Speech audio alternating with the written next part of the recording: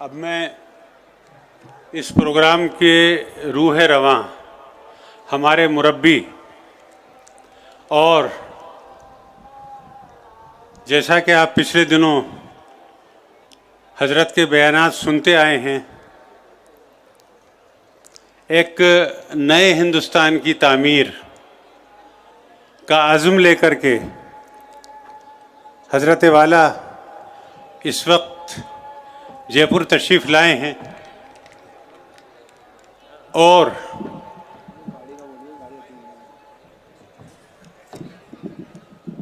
حضرت خاموشی کے ساتھ بیٹھے رہیں، انشاءاللہ نماز ہم عشاء کی یہیں پڑھیں گے۔ تو حضرت والا ایک مشن لے کر کے چل رہے ہیں اور اس مشن کا آغاز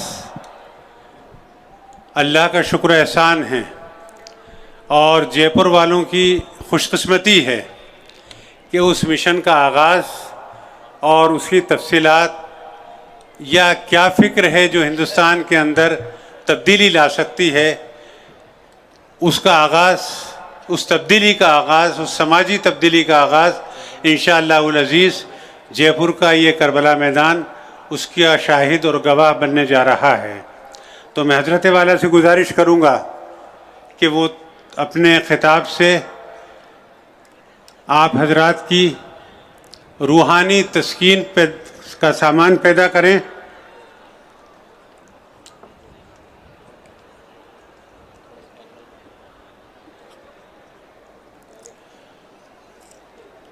تو میں مولانا محترم سے گزارش کروں گا کہ اپنی گفتگو کا آغاز کریں۔ اس سے پہلے ایک ضروری اعلان یہ ہے کہ ادھر اس طرف جو ہے ابو بکر اسکول ہے، اس کی طرف سے بھی لیڈیز جا سکتی ہیں، ادھر بھی لیڈیز کے جانے کا انتظام ہے، مردوں کو ادھر سے ہٹا دیا گیا ہے، اس لیے آپ سکون سے جب جائیں تو اس راستے کا بھی استعمال کر سکتی ہیں۔ بہت ہی خاموشی کے ساتھ آپ مولانا کے بیان کو سنیں گے، ایسی مجھے امید ہے۔ خاموشی کے ساتھ بیٹھ جائیں، یہ پیچھے کچھ لوگ کھڑے ہوئے ہیں، ان سے گزارش یہ ہے کہ وہیں جہاں کھڑے ہیں خاموشی کے ساتھ بیٹھ جائیں۔ السلام علیکم ورحمۃ اللہ وبرکاتہ۔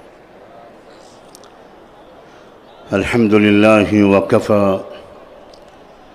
وسلام علی عبادہ الذین اصطفی، اما بعد،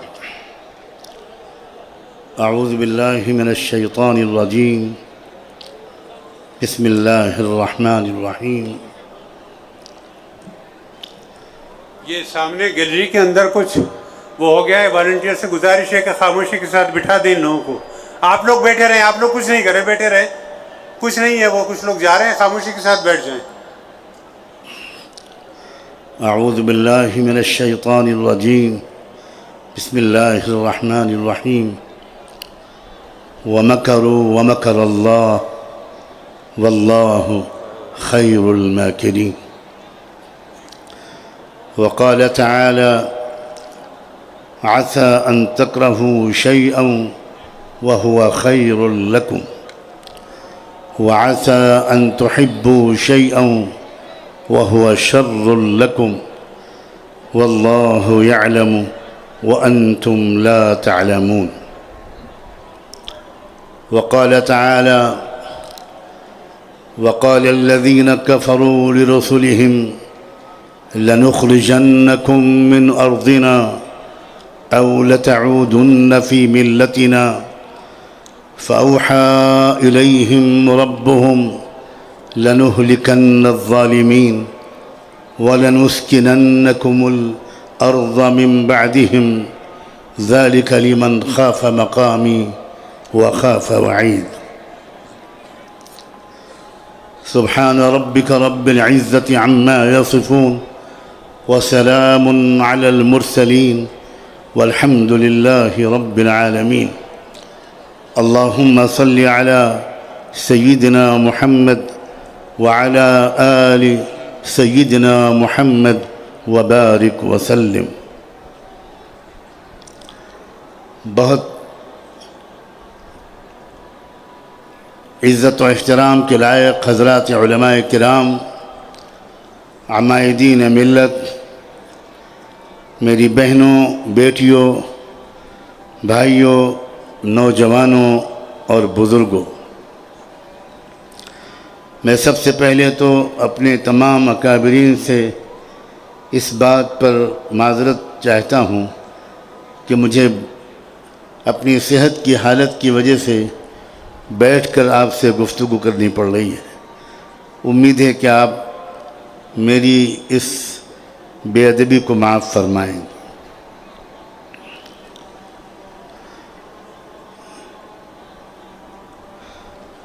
حالات کو دیکھنے کے دو رخ ہوتے ہیں۔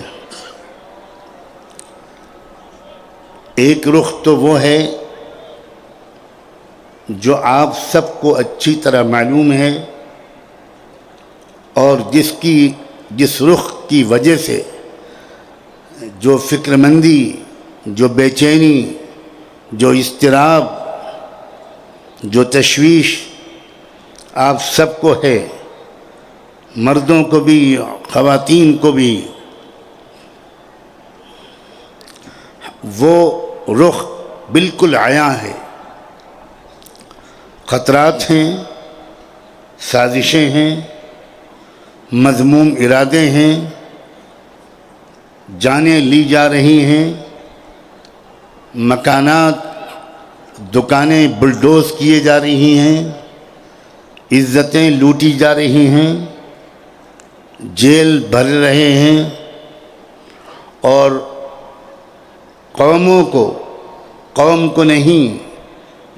کو مایوسی اور خوف میں مبتلا کرنے کی بھرپور کوشش کی جا رہی ہے۔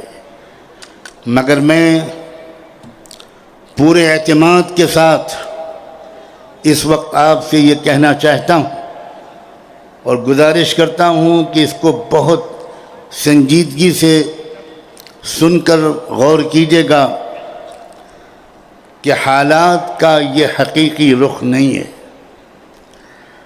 حالات کا دوسرا رخ یہ ہے کہ انصاف کے غلبے کا وقت قریب ہے۔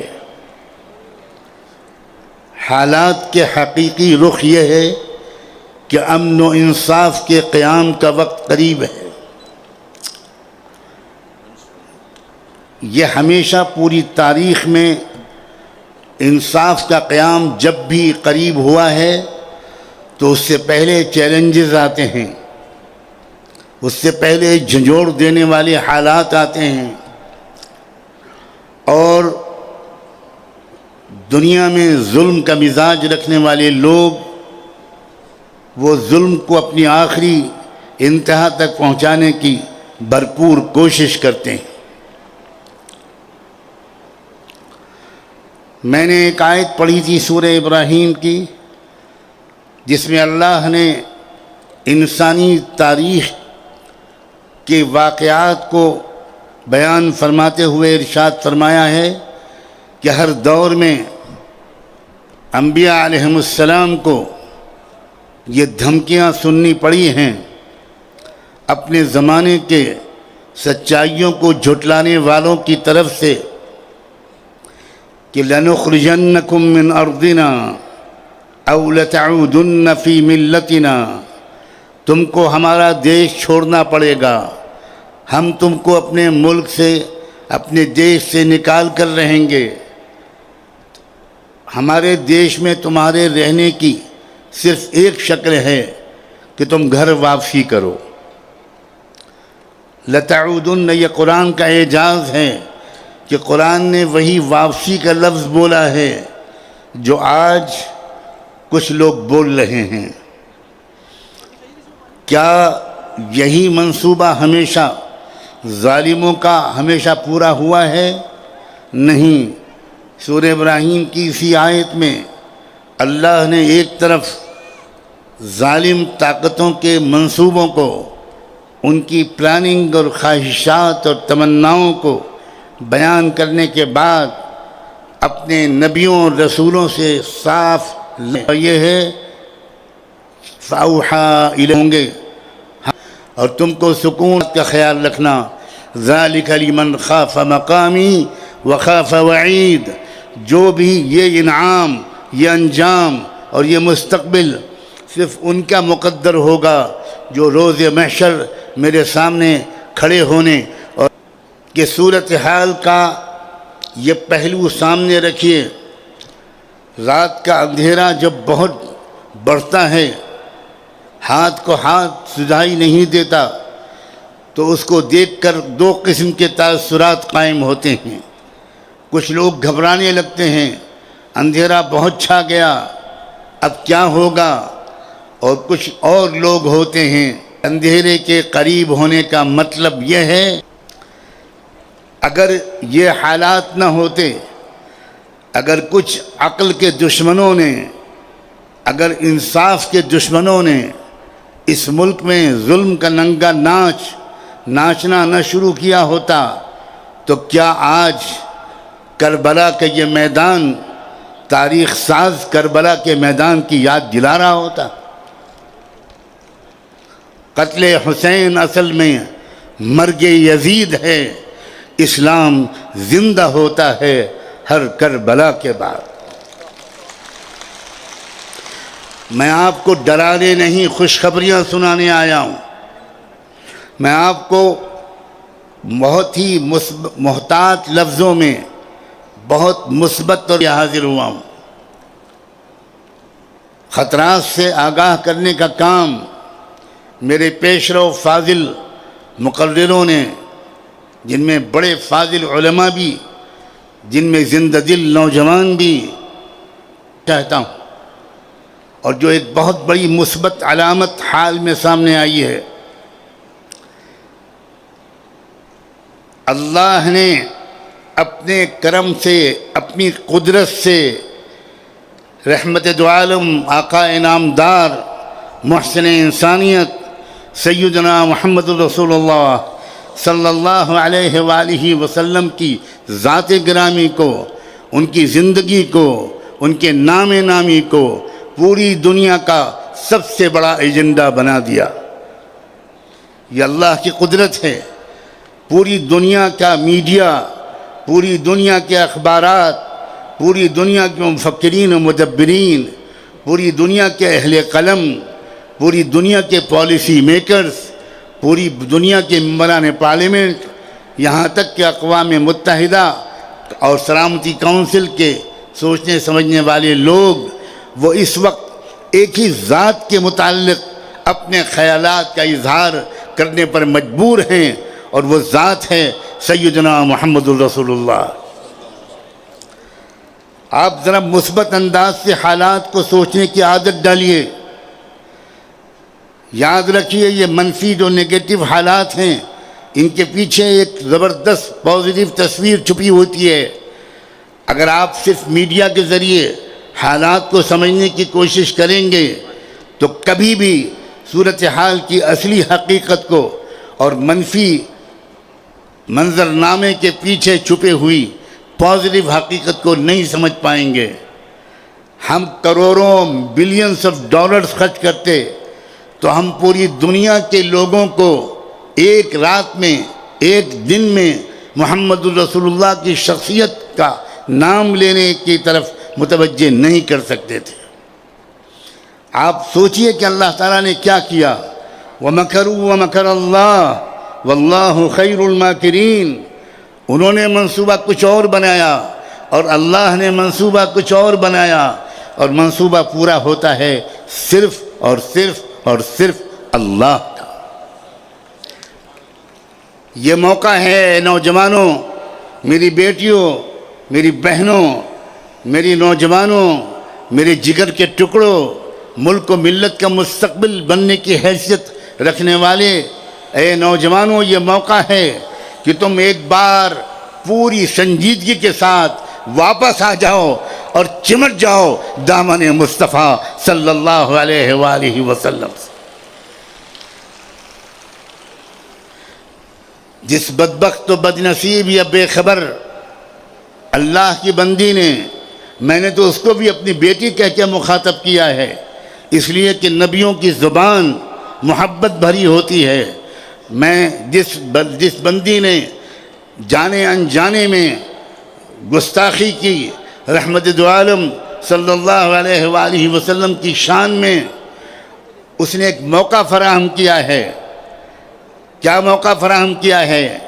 ان کروڑوں مسلمانوں کے لیے جو غلطی سے ابھی تک محمد الرسول اللہ کی زندگی سے، ان کی شخصیت سے، ان کی سیرت و کردار سے، ان کے درد و غم سے، ان کے پیغام سے، انسانیت کے لیے ان کی محبت سے، ان کے عدل و انصاف سے، ان کی سخاوت سے واقف نہیں تھے. یہ موقع فراہم کیا ہے اے میرے نوجوانوں تمہارے لیے کہ تم اب محمد الرسول اللہ کی سیرت کو پھر سے پڑھو. مجھے جواب دو، ایسا کرو گے؟ کیا اس بات پر شرمندگی نہیں ہے کہ واقعی ہم بھی محمد الرسول اللہ کی ذات سے ویسی وابستگی، ویسا تعلق، ویسی عملی فالوئنگ، ویسا علم، ویسی واقفیت، ان کی زندگی، ان کے اخلاق و کردار، ان کے جذبات، ان کی آرزوئیں، ان کی تمناؤں سے، ان کے شب و روز کے معمولات سے ہم بھی اتنے واقف نہیں ہیں جتنا واقف ہونا چاہیے. اس آسمان کے نیچے ایسا دردمند انسان، ایسی محبتوں کی برکھا برسانے والا، دشمنوں کو دوست بنانے کا سلیقہ رکھنے والا، غلطیوں کو معاف کرنے والا، اپنے اوپر پتھروں کی بارش کرنے والوں کے لیے دعائیں کرنے والا، اور آئے ہوئے عذاب کو اللہ کی خوشامد کر کے واپس کروا دینے والا، نہ آسمان کی آنکھوں نے محمد سے پہلے نہ کبھی دیکھا، نہ آئندہ کبھی دیکھیں گے. مگر کیا نوجوانوں، برا نہ ماننا، تمہاری عزت ہماری عزت ہے، برا نہ ماننا. کیا ہم محمد الرسول اللہ کی زندگی پر عمل کر رہے ہیں؟ کیا ہماری عبادتیں، کیا ہمارے اخلاق، کیا ہماری معاشرت، کیا غریبوں کے ساتھ ہمارا سلوک، کیا صفائی ستھرائی کا ہمارا اہتمام، کیا ہیلتھ اینڈ ہائیجین کے اصولوں پر عمل کرنے کے سلسلے میں اللہ کے رسول کی تعلیمات، کیا پڑوسیوں کے ساتھ حسن سلوک، کیا یتیموں، غریبوں، مظلوموں، کسانوں، مزدوروں، مقروضوں، بیماروں، قیدیوں کے ساتھ کیا ہمارا اس طرح کا تعلق ہے جو تعلق محمد رسول اللہ نے زندگی بھر نبھا کر دکھایا اور جو سکھا کر گئے؟ ہمیں شرمندگی کے ساتھ اس کا اعتراف کرنا چاہیے کہ ہم سے قصور ہوا ہے، اور یہ جو موجودہ واقعہ ہے اس شر سے یہ خیر نکلنا چاہیے کہ پورے تمام مسلمانوں کا ایک جواب ہو، اور وہ یہ کہ تم نے ہم کو متوجہ کر دیا، آج سے نہ ہماری کوئی نماز لیٹ ہوگی، نہ ہمارے اخلاق خراب ہوں گے، نہ کوئی اولاد اپنے ماں باپ کے ساتھ اونچی آواز میں بات کرے گی، نہ کوئی امیر کسی غریب کو حقارت سے دیکھے گا، ہمارے محلے میں کوئی ایسا نہیں رہے گا جو بھوکا سو جائے. ہم اپنے غریب بھائیوں کے بچوں کی اچھی تعلیم کا انتظام کریں گے، اس لیے کہ یہی سکھایا تھا آقا نے. ہم اپنے بھوکے پیاسے لوگوں کو کھلائیں گے اور پلائیں گے، ان کی خدمت کریں گے، اور اس میں دھرم اور ذات کا کوئی بھید بھاؤ نہیں کریں گے. جیسے رحمت دو عالم نے کسی کے ساتھ بھید بھاؤ نہیں کیا تھا، وہ رحمت للمسلمین نہیں تھے، وہ رحمت للعالمین تھے. یہ بھی ہو سکتا ہے کہ آپ موجودہ حالات کا جواب صرف غصے بھری تقریروں سے دے دیں اور نعرے لگا کر دے دیں اور احتجاج کر کے دے دیں، یہ بھی ہو سکتا ہے. اور یہ بھی ہو سکتا ہے کہ آپ اس کا جواب اس طرح دیں کہ رات کے اندھیرے میں میں اپنی بیٹیوں سے بھی کہہ رہا ہوں، بہنوں سے بھی کہہ رہا ہوں، بھائیوں نوجوانوں سے بھی کہہ رہا ہوں، اس طرح بھی آپ موجودہ حالات کا جواب دے سکتے ہیں کہ رات کے اندھیرے میں آپ چپ چاپ جانماز بچھائیں، جانماز نہ ہو تو پھٹے ہوئے بورے کو بچھائیں، اور اس کے بعد اللہ کے سامنے توبہ کی نیت سے سجدہ کریں اور درود شریف کی تسبیح پڑھیں. اللہ کے رسول، اہل بیت اطہار، صحابہ کرام، امہات المومنین، ان کو یاد کریں اور ان سے کہیں ہم آپ سے معافی مانگتے ہیں، شاید ہماری وجہ سے آپ بدنام ہو رہے ہیں، آج سے ہم آپ کو بے آبرو نہیں ہونے دیں گے. اور یہ بھی عجیب قدرت کا اعجاز ہے کہ ایک صرف رسول اللہ کا نام نہیں لیا گیا، اہل بیت اطہار میں سے، خانوادہ نبوت میں سے ایک پاک دامن خاتون کا بھی نام لیا گیا. ہمارے مولانا نے ابھی ازواج مطہرات کا جس عظمت و احترام کے ساتھ تذکرہ کیا اس نے میرے ذہن کو اس طرف متوجہ کیا. یہاں جو بہنیں اور بیٹیاں بیٹھی ہیں میں ان سے بھی خاص طور پر کہہ رہا ہوں یہ وقت ہے کہ ام المومنین سیدہ عائشہ کی پاک دامن زندگی اور انسانیت پر ان کے احسانات علم کے پھیلانے کے سلسلے میں ان کی خدمات ان کی وفاداریاں ان کی جرت ان کی بہادری ان کی عفت و پاک دامنی ہماری ایک ایک بیٹی اپنا آئیڈیل بنا لے. سیدہ عائشہ صدیقہ رضی اللہ تعالی عنہا کو سیدہ فاطمہ زہرا بطول رضی اللہ عنہا کو یہ موقع ہے. آپ یہ رخ بھی دے سکتے ہیں موجودہ حالات کا. کوئی قانون آپ کو اس رخ کے دینے سے نہیں روک سکتا. یہ موقع ہے.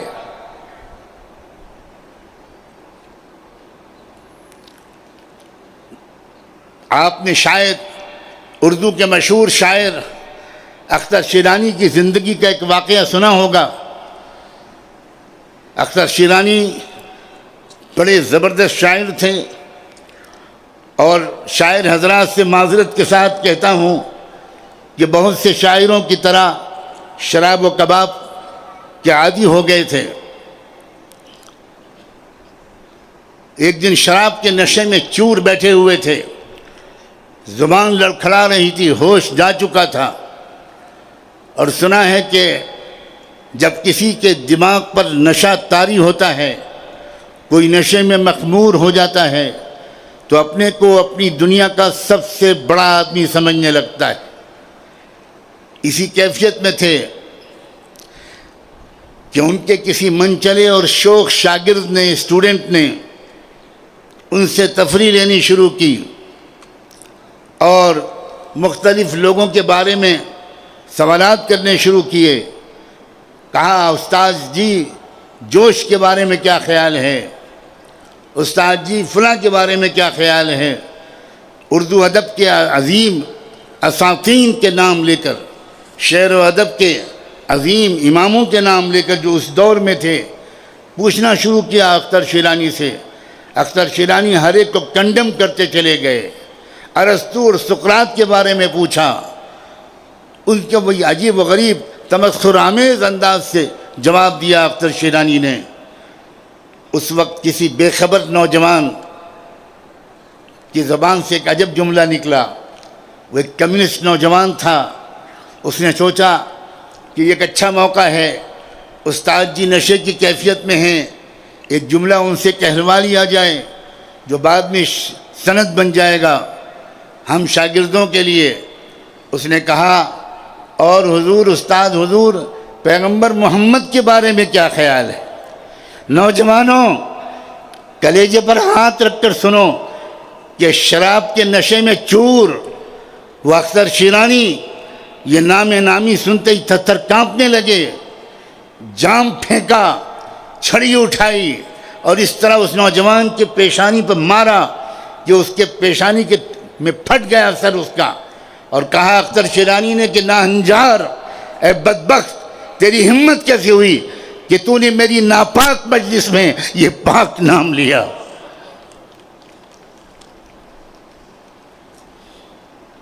اس کے بعد اٹھے, نکل گئے مجلس چھوڑ کر اور کمرہ بند کر لیا.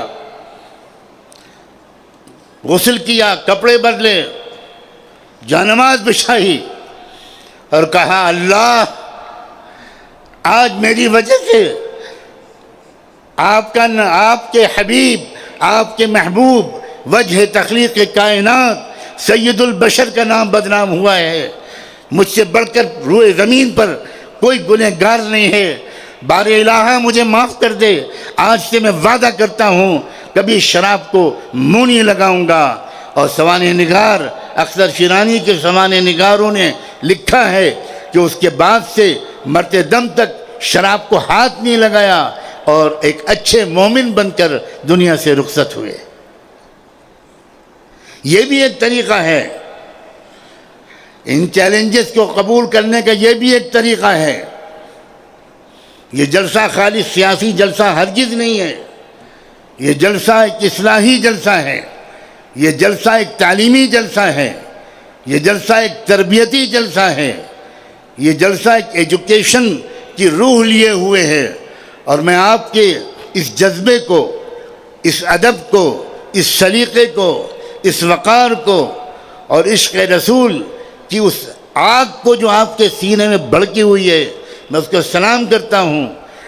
ایک طریقہ یہ ہے اس گستاخی اور بدبخت اور بدزبان لوگوں کی اس حرکت کا جواب دینے کا، وہ یہ کہ thank you nipple Sharma and thank you, تم نے ہمیں جگہ دیا، تم نے ہمارے ٹوٹے ہوئے رشتے کو جوڑ دیا۔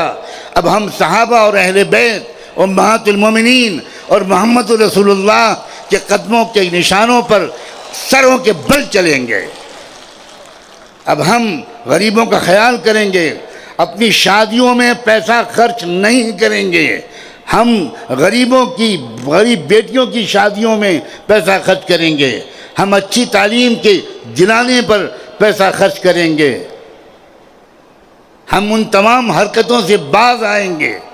میں لوگوں میں معذرت کے ساتھ کہتا ہوں، حکومت کو اور سیاسی پارٹیوں کو برا بھلا کہہ دینا یہ کوئی مشکل کام نہیں ہے، لیکن اپنے سماج کی خرابیوں کو برسرعام محبت کے ساتھ ٹوکنا، اس کا رواج ختم ہو گیا ہے۔ ابھی 2-2.5 مہینے پہلے کی بات ہے، حیدرآباد شہر کے ایک مسلمان جن کو اللہ نے مال سے نوازا، انہوں نے اپنی بیٹی کی شادی میں 16 کروڑ روپیہ خرچ کیا۔ آپ نے سنا کتنا خرچ کیا؟ جواب دیجئے۔ 16 کروڑ روپیہ۔ اور پھر کیا ہوا؟ انہی سیٹھ صاحب نے اپنی فیکٹری کے اندر ایک چھوٹی سی مسجد بنائی تھی، اس مسجد کے امام صاحب کی بیوی کی طبیعت خراب ہوئی، وہ امام صاحب اپنے سیٹھ صاحب سے ہفتے 10 دن کی چھٹی لے کر اپنی بیوی کی دیکھ بھال کے لیے گاؤں گئے۔ بیوی کی طبیعت زیادہ خراب تھی، ان کو آنے میں 2-4 دن دیر ہو گئی۔ وہ 2-4 دن دیر کے بعد جب امام واپس آئے تو انہی سیٹھ صاحب نے، جنہوں نے اپنی بیٹی کی شادی پر 16 کروڑ روپیہ خرچ کیا تھا، انہی صاحب نے امام صاحب کی تنخواہ میں سے 4000 روپے کاٹ لیے۔ یہ اسلام ہے؟ ایسے انسان کو مسلمان کہنا کیا ممکن ہے؟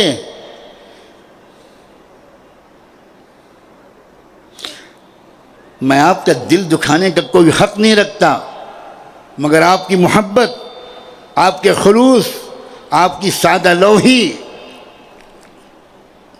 اس کی وجہ سے میں جرأت کرتا ہوں اور اپنا آپ کا حق سمجھتا ہوں اور اپنا فرض سمجھتا ہوں کہ ہم اپنے بھی گریبان میں جھانک کر دیکھنے کی عادت ڈالیں۔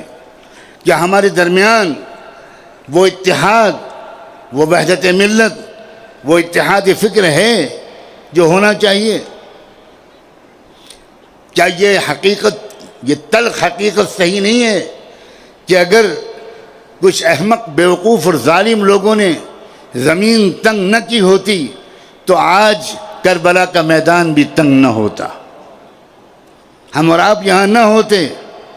ہم جو اکٹھا ہو رہے ہیں، ہر جگہ ہمارے اندر ایک بے چینی ہے، اس بے چینی کے پیچھے آپ سمجھیے، اسی لیے میں نے وہ آیت پڑھی تھی کہ عسیٰ ان تکرہوا شیئا وہو خیر لکم، ہو سکتا ہے کہ کوئی صورتحال یا کوئی چیز تم کو بہت ناپسند ہو مگر وہ تمہارے لیے بہت مفید ہو، اور ہو سکتا ہے کہ کوئی چیز اور کوئی صورتحال تم کو بہت پسند ہو مگر وہ تمہارے لیے نقصان دہ ہو۔ واللہ یعلم وانتم لا تعلمون، اللہ جانتا ہے اور تم نہیں جانتے۔ ملک میں اس وقت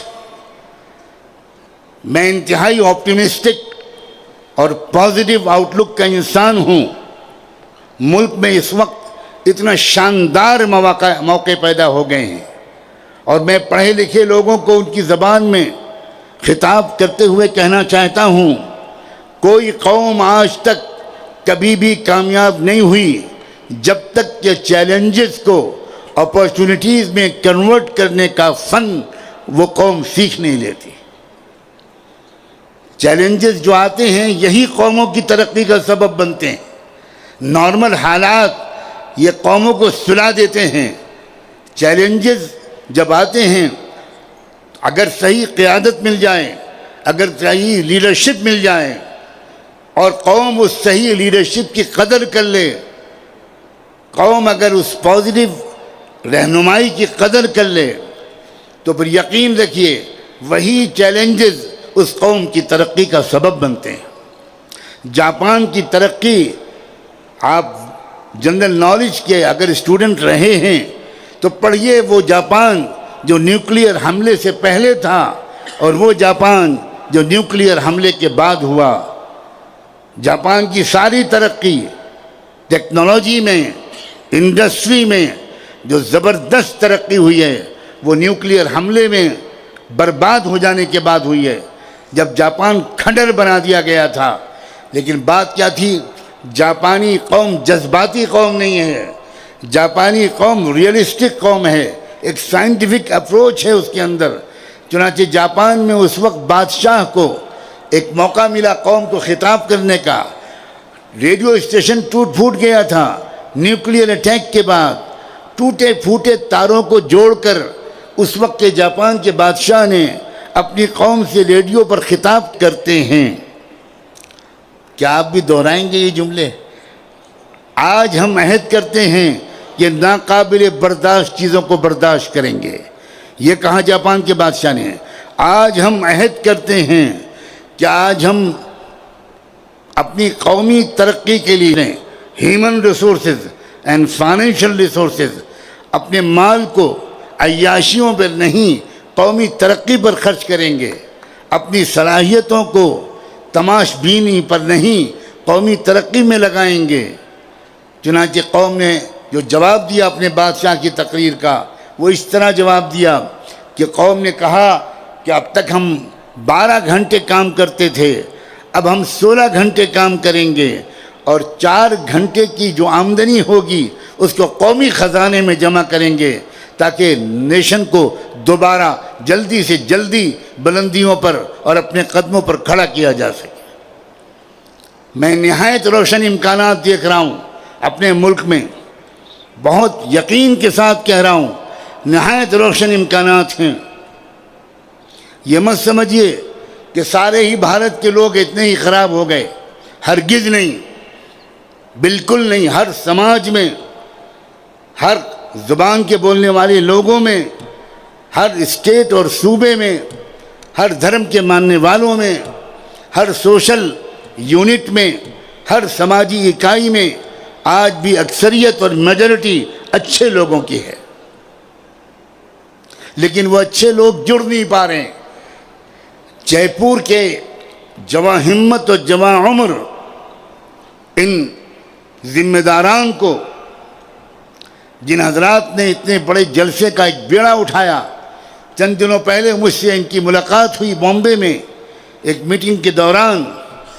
اس وقت انہوں نے کچھ خیال پیش کیا, میں نے کچھ اپنی طرف سے تجویز پیش کی, اس لیے کہ میں راجستھان کے بارے میں, جے پور کے بارے میں, اس کی تاریخ کے مطالعے کی روشنی میں اور حالات یہاں کی جو مٹی ہے, یہاں جس طرح محبت ہے, یہاں جس طرح روحانیت ہے, اگر اس زمین میں روحانیت نہ ہوتی تو آقا نامدار محمد مصطفیٰ صلی اللہ علیہ وآلہ وسلم نے سید الاولیاء حضرت خواجہ معین الدین چشتی نور اللہ مرقدہ کو اجمیر ہجرت کر کے وطن بنا کر پڑاؤ ڈال دینے کا حکم نہ دیا ہوتا.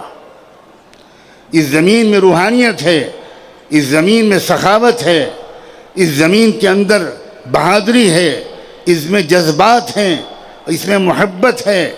اور میں امید کرتا ہوں شاید آج کا یہ جلسہ بہت سے جلسوں کی طرح ایک وقتی جلسہ بن کر نہیں رہے گا, بلکہ ملک میں امن و انصاف کے قیام کی ایک منصوبہ بند جد و جہد کا نقطۂ آغاز بنے گا.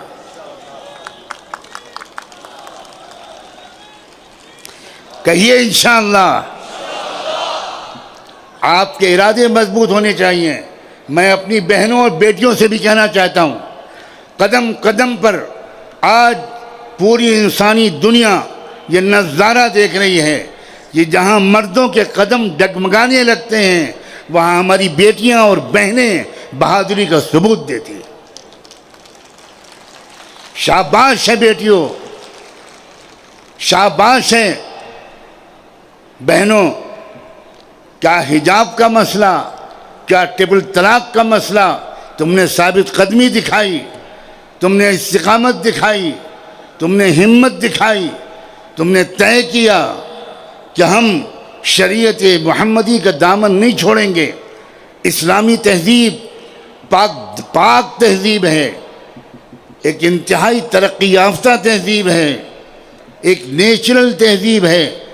اسلام صرف نماز روزے کرتے پجامے ٹوپی کا نام نہیں ہے. اسلام ایک تہذیب ہے، اسلام ایک سویلائزیشن ہے، اسلام انسانی ویلیوز کے مقدس مجموعے کا نام ہے. مجھے آج اسی جے پور کا ایک جلسے کی شرکت اور اس کے موقع کا تجربہ یاد آ رہا ہے. جب 6 دسمبر 1992 کو بابری مسجد شہید ہوئی تھی، اس کے تھوڑے ہی دنوں کے بعد جبکہ یہاں اس وقت کی جو گورنمنٹ تھی بی جے پی کی وہ ڈسمس کی گئی تھی. بھیرو سنگھ شیخاوت جی اس وقت یہاں چیف منسٹر ہوا کرتے تھے. اس وقت پورے ملک میں تناؤ کا ماحول تھا، نفرت کا ماحول تھا، خوف کا ماحول تھا. یہاں سے کچھ لوگ لکھنؤ آئے میرے پاس اور انہوں نے کہا کہ ہم ایک جلسہ سیرت کرنا چاہتے ہیں، آپ کو بلانے کے لیے آئے ہیں. میں نے کہا کہ دیکھو، جس نبی رحمت کے تذکرے پر تم ایک جلسہ کرنا چاہتے ہو وہ مسلمانوں کے نبی نہیں تھے، وہ دنیا کی تمام قوموں کے لیے خدا کی طرف سے رحمت کا پیغام لے کر آئے تھے. اس لیے اگر تم اپنے جلسے میں صرف مسلمانوں کو بلاؤ گے تو میں معذرت چاہتا ہوں. تم سب کو بلاؤ، سب غیر مسلموں کو بلاؤ، مردوں اور خواتین کو بلاؤ. اگر لوگ نہیں آتے تو تمہاری ذمہ داری نہیں ہے، لیکن تمہاری طرف سے عام دعوت و پکار ہونی چاہیے.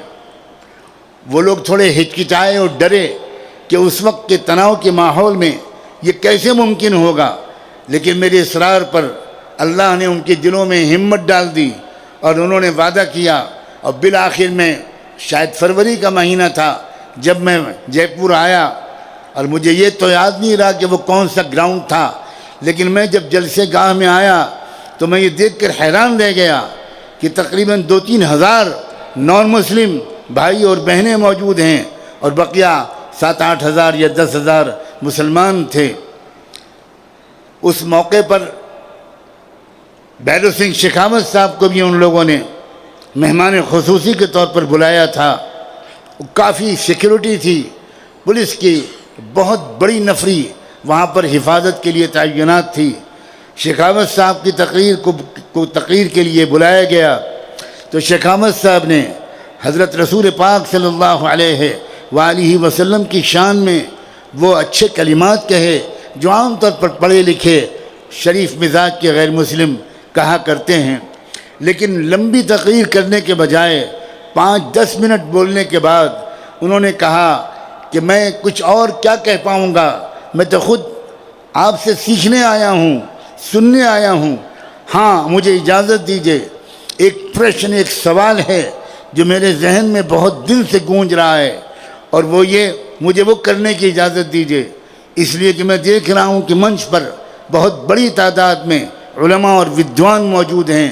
اور وہ سوال یہ ہے کہ میری سمجھ میں اب تک نہیں آیا کہ وہ قوم کیوں غریب ہے جس کے پاس زکوٰۃ جیسا سسٹم موجود ہے. انہوں نے کہا میں نے اسلام کے بارے میں جتنا پڑھا ہے، جتنا ادھین کیا ہے، اس کی وجہ سے مجھے یقین ہے کہ جس قوم کے پاس زکوٰۃ جیسا انسٹیٹیوشن ہو، زکوٰۃ جیسا سسٹم ہو، وہ کبھی غریب نہیں رہ سکتی. مجھے اس سوال کا جواب چاہیے. اس کے بعد کئی حضرات آئے لیکن کسی نے معلوم نہیں کیوں اس سوال کا جواب نہیں دیا. مجھے بے چینی ہوئی 1-1:30 بجے رات کا وقت ہو گیا، سردی کا موسم تھا، شیخاوت صاحب اٹھ کر جانے لگے۔ میں نے جلسے کے منتظمین سے کہا کہ ان سے درخواست کیجئے کہ یہ چند منٹ رک جائیں اور ان فاضل مقرر کی تقریر کے بعد مجھے اس سوال کا جواب دینے کے لیے بلا لیجئے۔ ہو سکتا ہے کہ میں 1.5-2 منٹ میں اس سوال کا جواب دے دوں، اس کے بعد شیخاوت صاحب تشریف لے جائیں۔ چنانچہ ایسے ہی ہوا، مجھے بلایا گیا اور میں نے کہا کہ بہت سیدھا سا جواب ہے، وہ یہ کہ وہ لوگ جن کو زکوٰۃ دینی چاہیے ان میں سے اکثریت آج زکوٰۃ نہیں دے رہی مسلمانوں کی، اور دوسری بات یہ کہ جس طرح زکوٰۃ دینا چاہیے اس طرح زکوٰۃ نہیں دیتے لوگ۔ جو سسٹم ہونا چاہیے، زکوٰۃ اس طرح نہیں دی جانی چاہیے کہ ایک انسان زندگی بھر زکوٰۃ ہی لیتا رہے۔ سیدنا عمر بن خطاب نے سرکاری فرمان جاری کیا تھا کہ اذا اعطیتم فاغنوا، جب تم زکوٰۃ کسی کو دو تو اتنی دو کہ وہ خود اگلے سال زکوٰۃ دینے والا بن جائے۔ اپنے پیروں پر لوگوں کو کھڑا کرو، امپاورمنٹ کا مسئلہ ہے۔ یہ ہے وجہ مسلمانوں کی غربت کیا۔ تو جب میں نے یہ بات پوری کی تو تقریباً 1.5-2 منٹ 2.5 منٹ ہوئے ہوں گے، میں بات پوری کر کے پیچھے ہٹنے لگا۔ شیخاوت صاحب نے منتظمین سے کہا کہ اگر آپ نعمانی صاحب ہی کو پوری تقریر کرنے دیں تو میں ان کی پوری تقریر سن کر ہی جاؤں گا۔ اس کے بعد میں نے اپنا کلیجہ نکال کے رکھ دیا، کیا کہا میں تو اس وقت اس کو نہیں دہرا سکتا، وقت اجازت نہیں دیتا۔ میں نے اس میں یہ کہا کہ شیخاوت صاحب، جس محبت سے آپ نے یہ سوال کیا تھا اسی محبت سے میں آپ سے ایک سوال کرتا ہوں، اگر آپ کو اس بات پر یقین ہے کہ زکوٰۃ بھارت کی غریبی کو دور کر سکتا ہے یہ سسٹم، تو پھر آپ اس سسٹم کو کیوں نہیں اپناتے؟ کیا رکاوٹ ہے؟ کیا یہ رکاوٹ ہے کہ زکوٰۃ ودیشی دھرم کا حصہ ہے؟ تو میں شیخاوت بھائی آپ سے پوچھنا چاہتا ہوں، یہ مائکروفون بھی ودیشی ہے، یہ الیکٹرک بھی ودیشی ہے، ہر چیز ودیشی کو ہم قبول کر رہے ہیں، ہوائی جہاز بھی ودیشی ہے، ٹیلی فون بھی ودیشی ہے، ہم ہر چیز کو سویکار کر رہے ہیں، اور ہم ایک اچھے سسٹم کو جس سے دیش کی غریبی دور ہو سکتی ہے اس کو سویکار نہیں کرتے۔ اس کے آگے بڑھ کر میں نے اور بھی کچھ کہا۔ میں نے کہا کہ نماز، یہ نماز عربی زبان کا لفظ نہیں ہے، نماز فارسی زبان کا لفظ ہے، اور فارسی میں سنسکرت سے آیا ہے، اور سنسکرت میں میں نے برہمن دھرم گرنتھ پڑھے ہیں، ان دھرم گرنتھوں میں کئی جگہ پر یہ آیا ہے کہ نمہ اج کا حکم دیا گیا ہے، اس کے باقاعدہ احکام دیے گئے ہیں۔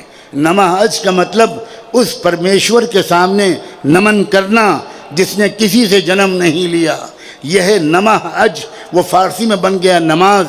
جب اسلام کا انتم سنسکرن، آخری ایڈیشن انڈیا میں آیا تو میں سلام بھیجتا ہوں ان عظیم اہل بصیرت مسلمانوں کو کہ انہوں نے یہاں عربی کا لفظ صلاۃ رواج دینے کے بجائے نماز کے لفظ کو رواج دیا، تاکہ بھارت کے ہر کچے پکے گھر میں یہ سندیش جائے کہ یہ نماز کوئی ودیشی عمل نہیں ہے، سب سے پہلے بھارت کو ملا تھا۔ میرے عزیز بھائیوں اور بہنوں، بھارت سے اسلام کا رشتہ، بھارت سے ہمارا رشتہ صرف یہ نہیں ہے کہ یہ ہمارا عزیز وطن ہے، بھارت سے ہمارا رشتہ مذہبی بھی ہے، دھارمک بھی ہے۔ آدم علیہ السلام کو یہ ہمارا پختہ عقیدہ ہے کہ پہلے انسان اور پہلے پیغمبر آدم علیہ السلام کو جب جنت سے اتار کر زمین میں بسانے کا اللہ نے فیصلہ کیا تو اللہ نے آدم کو عرب میں نہیں بھیجا تھا، اللہ نے آدم کو بھارت میں بھیجا تھا۔ اس علاقے کا نام جمبو سرالدیپ ہے۔ میں اپنے غیر مسلم بھائیوں سے کہوں گا کہ آپ بھوشیہ پران پڑھ لیجئے، بھوشیہ پران میں وہ پوری تفصیل موجود ہے جس کے مطابق یہ بات ثابت ہوتی ہے کہ آدم علیہ السلام جمبو سرالدیپ میں آئے تھے۔ اور مسلم علماء سے کہوں گا کہ سورہ بقرہ کی وہ آیتیں جن میں آدم علیہ السلام کے زمین میں بھیجے جانے کا قرآن میں تذکرہ ہے، اس کی تفسیر ابن کثیر میں پڑھ لیجئے۔ ابن کثیر نے بے شمار سندوں کے ساتھ یہ بات ثابت کی ہے کہ آدم علیہ السلام سرزمین ہند میں اترے تھے. اس لیے ہمارا رشتہ اس ملک سے دوہرا ہے، وطنی بھی ہے، مذہبی بھی ہے، اور اسی لیے ہم کو یہ فکر ہے کہ یہ اس ملک میں امن قائم ہو، اور امن قائم نہیں ہو سکتا جب تک کہ انصاف قائم نہ ہو. جب تک انصاف نہیں ہوگا، ہر غریب کے ساتھ، ہر مزدور کے ساتھ، ہر کسان کے ساتھ، ہر مرد اور عورت کے ساتھ، جب تک انصاف نہیں ہوگا دیش میں امن قائم نہیں ہو سکتا. اور امن قائم نہیں ہوگا تو دیش ترقی نہیں کر سکتا. کچھ پونجی پتی لوگ، کچھ ادیوگ پتی لوگ، کچھ کارپوریٹ ہاؤسز ترقی کر سکتے ہیں، لیکن دیش ترقی نہیں کر سکتا. ثبوت ہے اس بات کا کہ کورونا کے زمانے میں امبانی کی دولت 97% بڑھ گئی، اور کورونا کے زمانے میں بھارت 17 درجے نیچے چلا گیا اکنامک ڈیولپمنٹ کے لحاظ سے. اب ہم دنیا میں 107 نمبر کے غریبی کے لحاظ سے دیش میں ہیں. شرم آتی ہے کہتے ہوئے. پاکستان کی حالت ہم سے بہتر، بھوٹان کی حالت ہم سے بہتر، بنگلہ دیش کی حالت ہم سے بہتر، سری لنکا کی حالت ہم سے بہتر. اور مسئلہ کیا ہے؟ مسئلہ یہ ہے کہ ہر مسجد کو کھودو، اس کے اندر سے شیولنگ نکلے گا. شرم آتی ہے، شرم آتی ہے واقعی. یہ کون سی سطح ہے؟ یہ کس سطح پر لوگ گر گئے ہیں؟ میں ان کو سمپردائکتا نہیں کہتا، میں اس کو کمیونزم نہیں کہتا، میں اس کو دماغی دیوالیہ پن کہتا ہوں. یہ انٹلیکچوئل بینکرپسی ہے، یہ کوئی دماغی بیماری ہے. اور ابھی کسی نے کہا تھا کہ راجہ خاموش ہے، یاد آیا؟ اور اس پر تعجب کا اظہار کیا تھا. مجھے اس تعجب پر تعجب ہے. راجہ پلیئر نہیں ہے، ٹیم کا کوچ ہے، اور کوچ گول نہیں مارتا. کوچ گول مارنے والوں کو گول مارنے کا طریقہ سکھاتا ہے.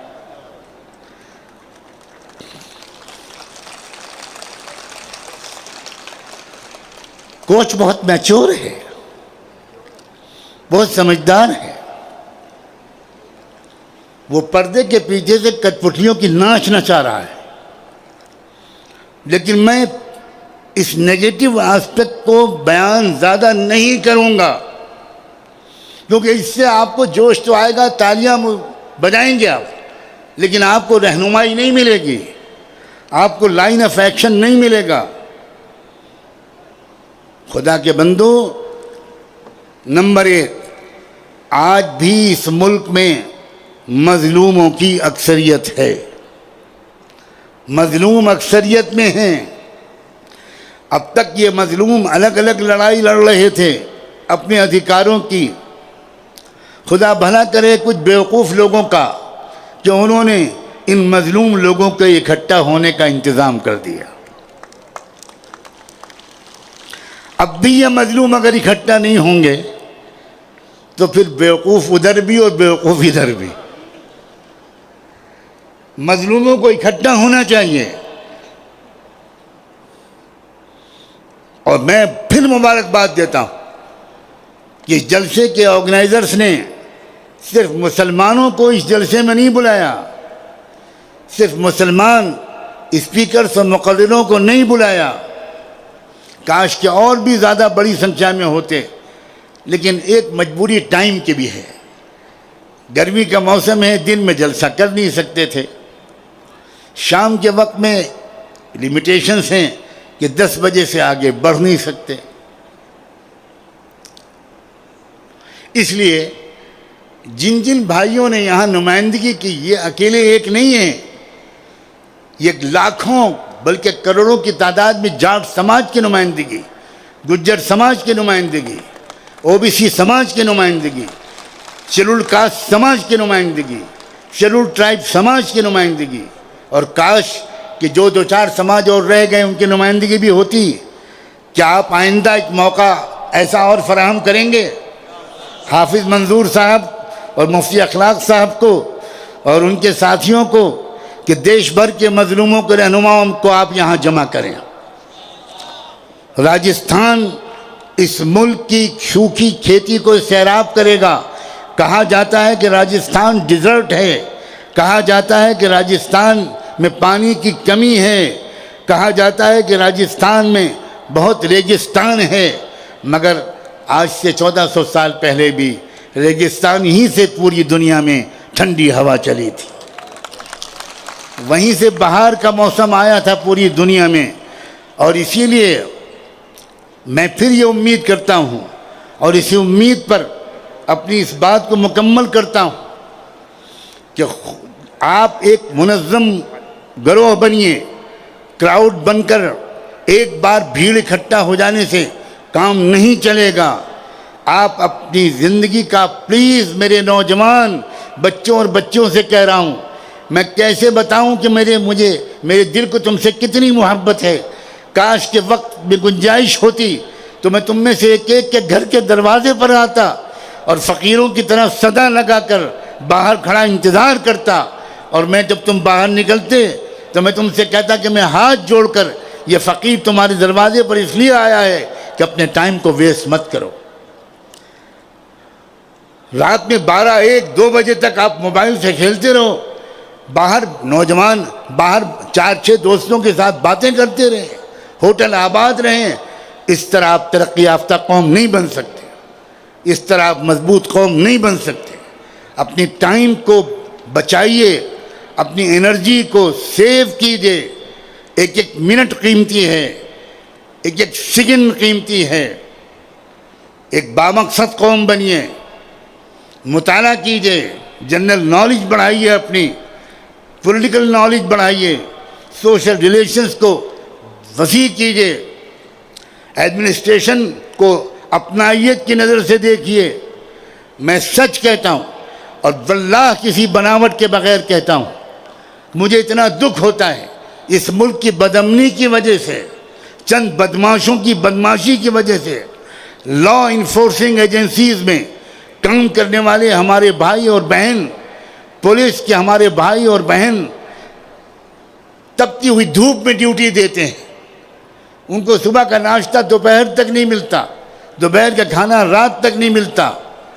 میں جے پور کے ڈسٹرکٹ ایڈمنسٹریشن کے ایک ایک آفیسر، ایک ایک آفیشل، پولیس کے ایک ایک کرمچاری، ایک ایک کانسٹیبل بھائی، ایک ایک بہن، ان سب کا شکریہ ادا کرتا ہوں کہ آپ نے اتنے عظیم الشان اجلاس کی پرمیشن دی۔ بلکہ میں کہنا چاہتا ہوں، میری کچھ پولیس آفیسر سے ملاقات ہوئی کل، وہ خود میرے پاس آئے، میں نے ان سے کہا آپ جیسے اگر آفیسرز اگر پورے دیش میں آ جائیں تو بھارت جنت نشان بن سکتا ہے۔ آپ قدر کیجئے اپنی ایڈمنسٹریشن کی، بہت پازیٹیو لوگ ہیں، بہت قربانی ہے ان کی، کتنی محنت کرتے ہیں۔ آپ کو میں کیا بتاؤں، میں اس پہلو پر ہمیشہ بہت نظر رکھتا ہوں۔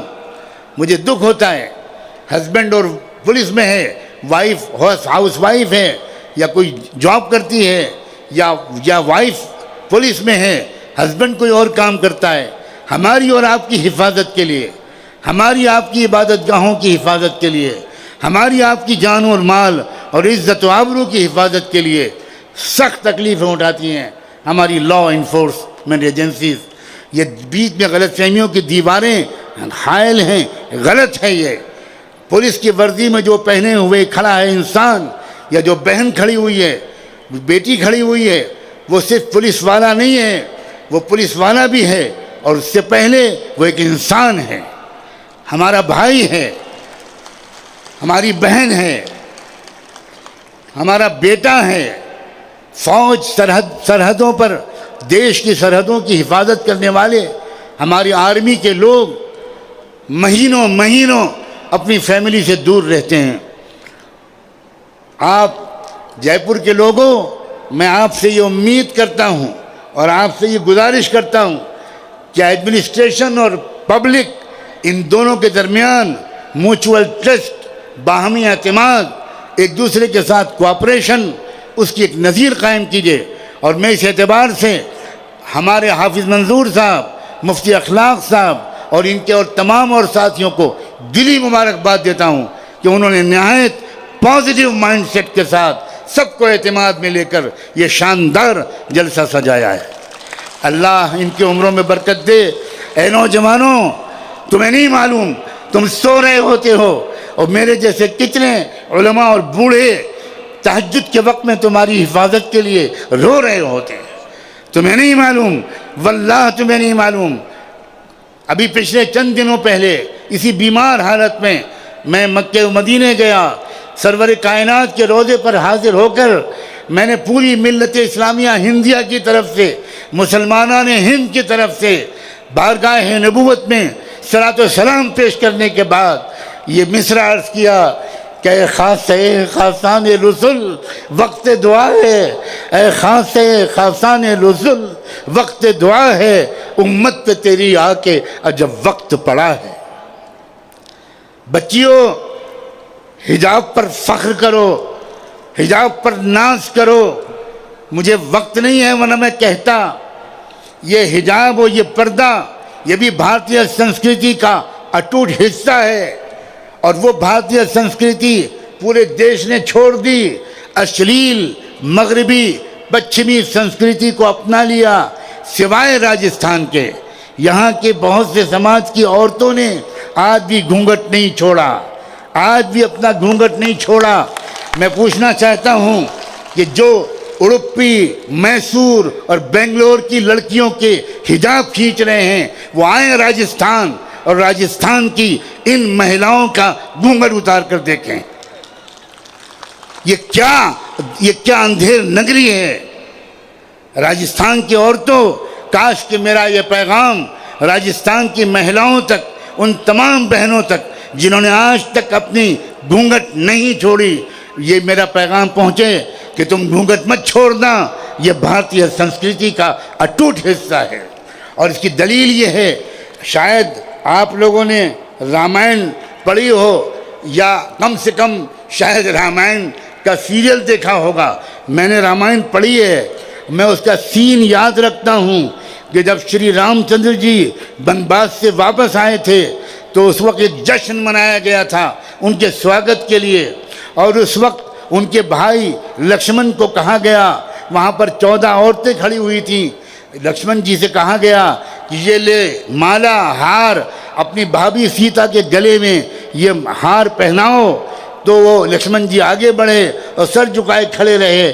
لوگوں نے کہا دیر ہو رہی ہے، جلدی سے سیتا بھابھی کے دل کے گلے میں اب یہ مالا پہناؤ۔ تو لکشمن جی نے سر جھکائے ہوئے جواب دیا، کوئی مجھے بتائے تو کہ ان مہیلاؤں میں میری بھابھی ہیں کون؟ تو لوگوں نے ان سے کہا آپ 14 سال اپنی بھابھی کی رکشا میں یہاں رہے ہیں اور آپ کو آج تک نہیں معلوم کہ آپ کی بھابھی کون ہیں؟ تو لکشمن جی نے کہا تھا کہ اگر میں نے کبھی ان کے چرنوں سے اوپر دیکھا ہوتا تو میں تو پہچانتا، میں نے کبھی اپنی بھابھی کے چرنوں سے اوپر نظر نہیں اٹھائی۔ مسلمان بہنوں اور بیٹیوں، کسی انفیریٹی کمپلیکس میں مبتلا مت ہونا۔ تمہارا تعلیم حاصل کرو مگر پاک دامن رہو۔ تمہیں دیکھ کر کوئی لڑکا سیٹی نہ بجائے، تمہیں دیکھ کر کوئی یہ نہ کہے کہ تم بازاری عورت ہو، تمہیں دیکھ کر یہ کہے کہ یہ شریف گھر کی لڑکی ہے، ہم اس کو نہیں چھیڑ سکتے۔ یہ قرآن نے بتایا ہے، پردے کی فلسفی بتائی ہے، لِكَيْ يُعْرَفْنَ فَلَا يُؤْذَيْنَ، تاکہ وہ پہچان لی جائیں کہ وہ شریف زادیاں ہیں۔ میں آخر میں آپ سب کا شکریہ ادا کرتا ہوں کہ آپ نے مجھ بیمار کو یہ موقع دیا کہ میں کچھ درد دل آپ کے سامنے کہہ سکوں، اور میں اس بات پر بھی معذرت کرتا ہوں کہ میرے پیشرو فاضل مقررین نے مجھ پر بہت ہی احسان کرتے ہوئے اپنے وقت گفتگو کو مختصر رکھا، اور ہر ایک کا گویا اصرار یہ تھا کہ تمہیں ذرا ہم سب کی نمائندگی کرتے ہوئے تفصیلی بات کرنی ہے۔ خدا کرے کہ میری زبان سے کوئی ایسی بات نہ نکلی ہو جو اس نمائندگی کے شائن شان نہ ہو۔